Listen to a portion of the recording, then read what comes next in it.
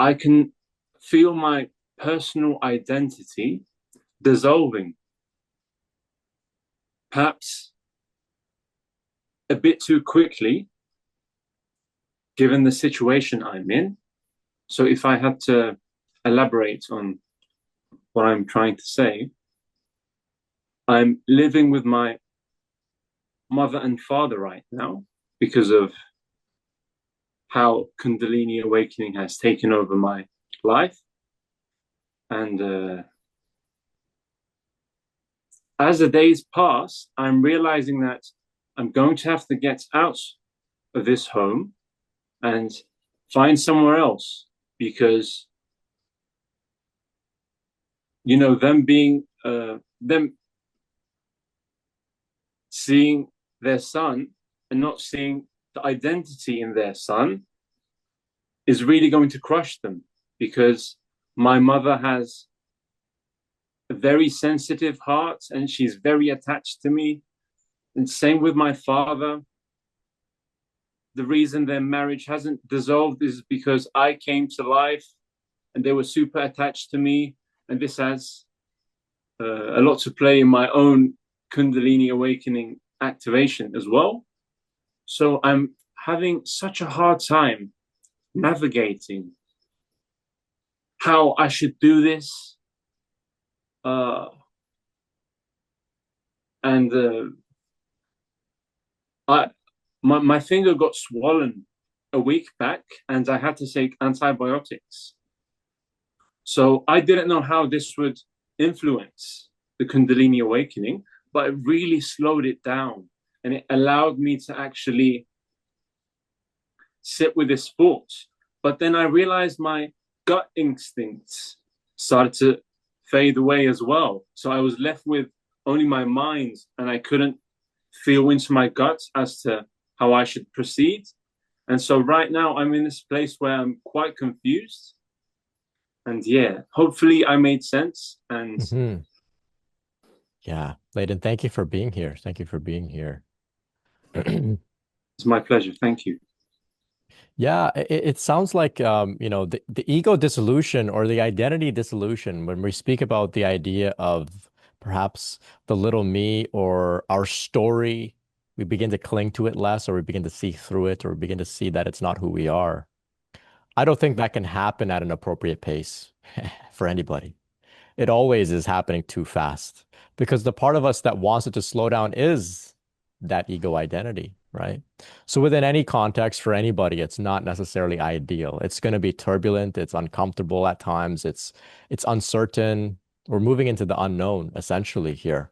So there's always going to be some difficulty. There's no context where it goes smoothly and really easily and whatnot. It's always something challenging. Around that, though, of course, the context that we're given, at least the way that I've seen it in my own life and in others, it seems that that context is what God has, laid out for us to help us with our integration process. Um, and so the individuation process, which is, I think that's like a Jungian term, Carl Jung's idea of the individuation, where an individual goes through their own process. But part of the individuation process does involve a change in our relationship with our parents.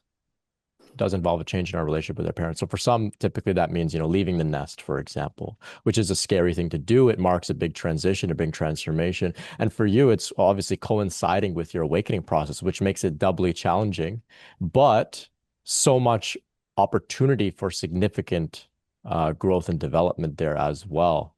Um, you may find that, and I dealt with the same thing, continue to deal with the same thing in various ways. Especially with parents, family, friends, partners as well, but especially with parents, there's this idea that I'm changing so much, I'm spiritual, I'm awakened, and they don't know me. They don't know who I am. They just see me as their little boy. What am I supposed to do about that? We can try to convince them. Good luck. Especially if they're not on the path. Good luck. Or we can take the opportunity here to acknowledge that we're going through something that perhaps they haven't. And on some level, recognizing that within this particular domain, we may have now evolved beyond where they've gone. And that helps us to step into our own individuation process, to recognize that we have to uh, stop seeing them as uh, mom and dad who are there to help and protect you and teach you, and recognize that now you're like your own person now. And they've taught you everything that they could within particular domains. I'm sure I don't mean to offend any parents out there. I hope everyone understands what I'm saying here. We have to eventually step out of the role of being a little child and become our own adult and see our parents somewhat in a sense as peers, right? As peers. And so like that's the individuation process. It's challenging. It's difficult. Like my parents don't know that I'm going through all this. They have no idea. They just think I'm just a normal guy. They think I like yoga. That's the thing. They think I'm like a yoga teacher. And that's completely fine with me. It's because how am I supposed to explain this to them? Right. I have friends like that too. They don't know that I do this, that I'm going through all this process and stuff. And I recognize what am I going to do? Try and convince them, or I can just be a little incognito and just get on with my life. And so I think that we mentioned this last week as well, perhaps. There's a quote in the Bible: no man can be a prophet in his own hometown. You grew up with those people. They know you as whoever they knew you as when you were a little boy. And now suddenly you're a quote unquote prophet or some awakened person. They don't know that. They can't see it. They can't recognize it. Your job is not to try and convince them. It's to leave your hometown and go be a prophet somewhere else. Of course, don't take that idea and go be a prophet somewhere. But I just mean like, you have to go off and be your own person. And that is part of the work. So the therapy world is very well equipped to handle these types of things with parents. Like, that's always what comes up in therapy, parent stuff, right? So you can explore that. With the antibiotics, I of course can't give any medical advice, or I can only share from my personal experience. It can like kind of it depends, of course. Illness in general can kind of just slow things down and stuff. It can be a great teacher.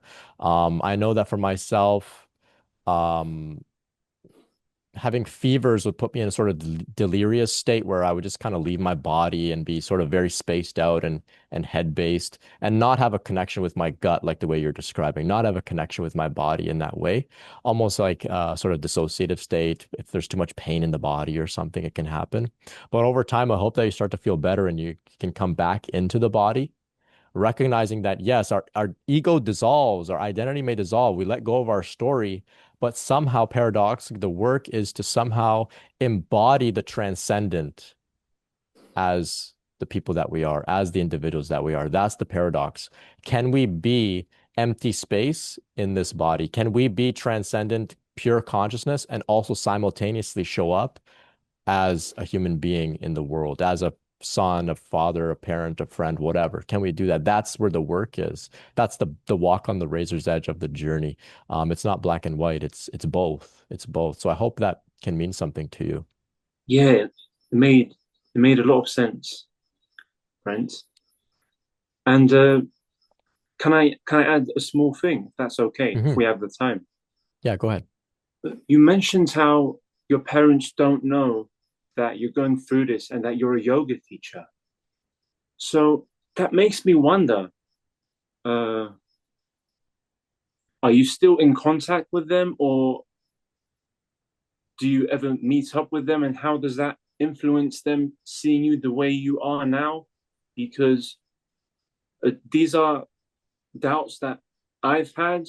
And because I live in a small area, I in an island, and it's quite small. So even if I do find another house, it's very likely for me to see them in like a supermarket, right? Yeah. So once I do dissolve my personal identity and then I do see them somewhere, are they going to look at me and be like, oh, we've lost our Mm, child?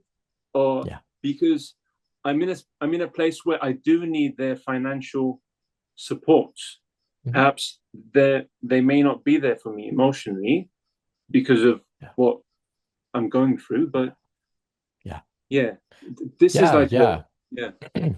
Yeah. So when we dissolve the personal identity or we see through it, we recognize that it's a mask. It wasn't who we really were. And then you're kind of just nothing and nobody. And that is cool for like an hour. And then you're like, okay, I need to operate in this world. And so we put the mask back on, but now we know that it's a mask. We no longer believe ourselves to be it. So it's not such a thing that we cling to so tightly anymore, but it's practical, it's functional. This is why all the greats, spiritual masters, they still use a name. Some of them will take a new name, but we need a name for people to relate with. Um, I saw my parents this weekend, spent a little bit of the weekend with them. We have a good relationship. It's healthy.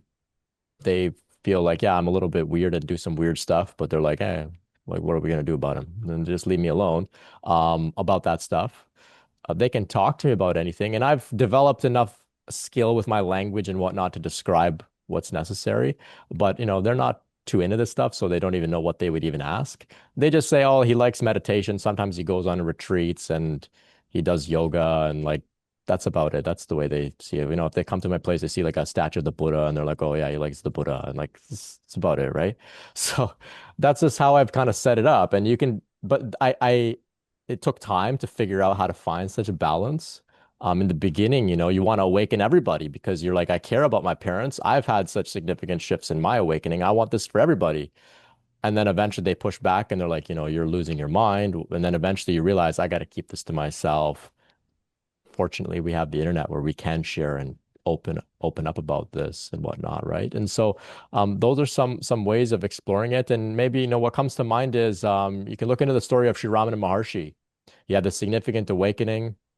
I may be wrong, but he felt an immense call to go and uh, live near Arunachala, the mountain Arunachala, where he has his ashram there. And his mom was saying like, "No, come and like, what are you doing? Stay, stay." Like, tried to hold him back. He said, "No, I have to go anyway," and he left.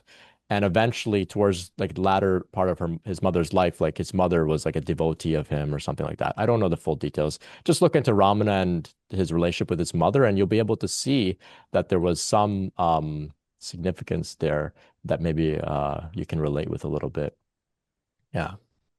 That's very interesting, Brent, because my gut, it's signaling me to be away from my parents.